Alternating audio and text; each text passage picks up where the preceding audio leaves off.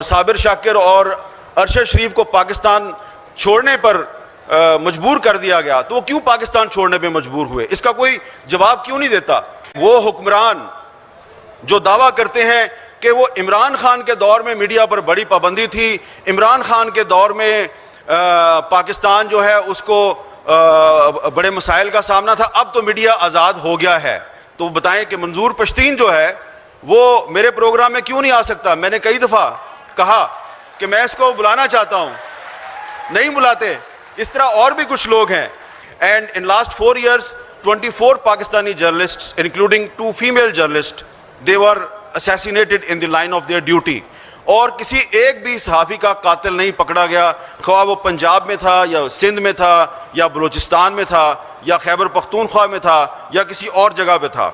वो सहाफ़ी जिन पर आपकी हुकूमत के दौर में बगावत के मुकदमे दर्ज हुए और उन पर पाबंदी लगाई गई और साबिर शाकिर और अरशद शरीफ को पाकिस्तान छोड़ने पर मजबूर कर दिया गया, तो वो क्यों पाकिस्तान छोड़ने पे मजबूर हुए, इसका कोई जवाब क्यों नहीं देता। मरियम औरंगज़ेब साहबा जो हमारी इंफॉर्मेशन मिनिस्टर हैं, वो कहती हैं इमरान रियाज तो जर्नलिस्ट ही नहीं है।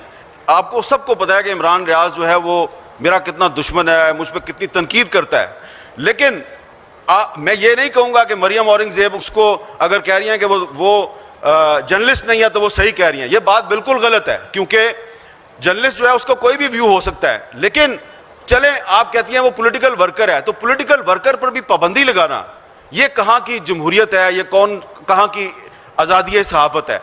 ये देखें, ये कामरान मुर्तज़ा साहब ये सेनेट के मेंबर हैं, ये सुप्रीम कोर्ट बार एसोसिएशन के साबिक सदर हैं।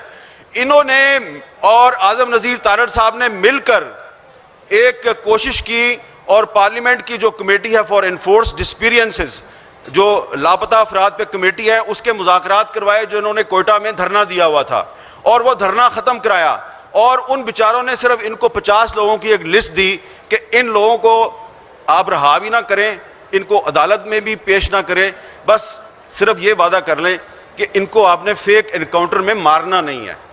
तो इन्होंने वो लिस्ट उनसे ली और उन मजलूम लोगों ने अपना धरना कोयटा में ख़त्म कर दिया। उसके बाद आप जानते हैं क्या हुआ, इनके मुंह पे जोर का थप्पड़ पड़ा है। ये सारे जो वजीर है ना हमारे इस हुकूमत के, उस लिस्ट में जो एक मासूम सा शायर था, एक पोएट, अब पोएट, उसको निकाल कर मार के उसकी लाश फेंक दी। ये उन्होंने, वो कहते हैं जी हमने दहशतगर्द मारा। आपने दहशतगर्द नहीं मारा, आपने आज़म नज़ीर तारड़ और राना सनाउल्ला और इन सब लोग जो पार्लिमानी कमेटी में, इनके मुंह पे आपने जोर का थप्पड़ मारा है। और आपको शर्म आनी चाहिए ये थप्पड़ मार के कि आप कहते हैं ये जो शायर था ये दहशतगर्द था। दहशतगर्द वो है जो पाकिस्तान का आइन तोड़ता है। चले मान लिया कि वो दहशतगर्द था, तो फिर आप में और दहशतगर्द में फर्क क्या है। दहशतगर्द भी पाकिस्तान का कानून तोड़ता है, आप भी पाकिस्तान का कानून तोड़ते हैं। ये बात हम पाकिस्तान के मीडिया पे नहीं कह सकते।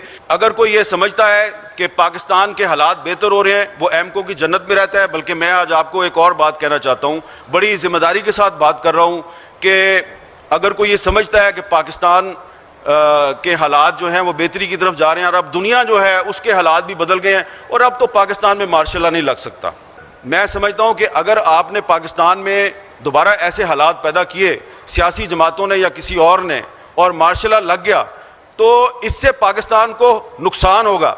मार्शल लॉ ने हमेशा पाकिस्तान को नुकसान पहुँचाया है। पाकिस्तान जब टूटा तो मार्शल लॉ था।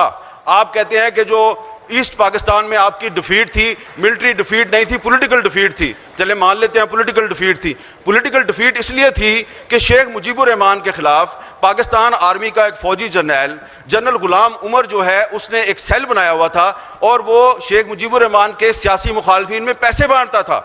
जैसे बाद में 88 में भी IGI बनाई गई और पैसे बांटे गए, और उसके बाद भी पैसे बांटे गए, तो 1970 के इलेक्शन में ये काम शुरू हुआ, पॉलिटिकल इंटरवेंशन, और अभी तक ये सिलसिला चल रहा है। तो शुक्र है कि 1970 में पाकिस्तान का मीडिया आज़ाद नहीं था, वरना आज आपने कहना था कि वो पाकिस्तान जो है वो इंडिया ने नहीं तोड़ा था, वो पाकिस्तान के मीडिया ने तोड़ दिया था, आपने ये कहना था।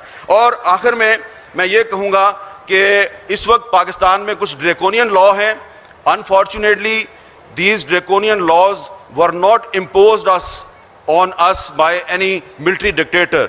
these draconian laws were imposed on us by democratic governments। जैसा कि 2016 में जो मुस्लिम लीग नून की हुकूमत थी उसने पीका का कानून हम पे इम्पोज किया और वो पीका का कानून आज उन पे इस्तेमाल किया जा रहा है। इसी तरह ये जो पिछली इमरान खान की हुकूमत थी इसने पीका ऑर्डिनेंस जारी किया और आज जब FIA किसी सहाफ़ी को और सियासतदान को गिरफ्तार करती है तो उस पर वही पीका कानून की सेक्शन 20 लगाती है। तो ये सारे कानून जो है ख़त्म होनी चाहिए, इनके खिलाफ यहाँ पे एक करारदाद मंजूर होनी चाहिए और उस करारदाद में ये मुतालबा किया जाना चाहिए कि जो पाकिस्तान की इलेक्टेड पार्लियामेंट है ये पार्लियामेंट पाकिस्तान के आइन और कानून के तहफ़्फ़ुज़ के लिए कोई किरदार अदा करे, सिर्फ नौकरी ना करे, हाथ बांध के खड़ी है और जी सर किए जा रही है। और जुडिशरी भी जो है उसको भी खड़ा होने की जरूरत है। इतनी डिवाइडेड जुडिशरी पाकिस्तान की हिस्ट्री में हमने कभी नहीं देखी। तो जब पार्लियामेंट मजबूत नहीं होगी, जुडिशरी डिवाइडेड होगी,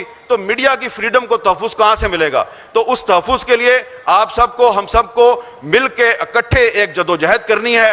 और इस बात पे ख़त्म करूंगा हबीब जालिब के शेर पे कि झूठे मुकद्दमात हैं, फर्जी शहादतें, हम फिर भी लिख रहे हैं जनू की हकायतें।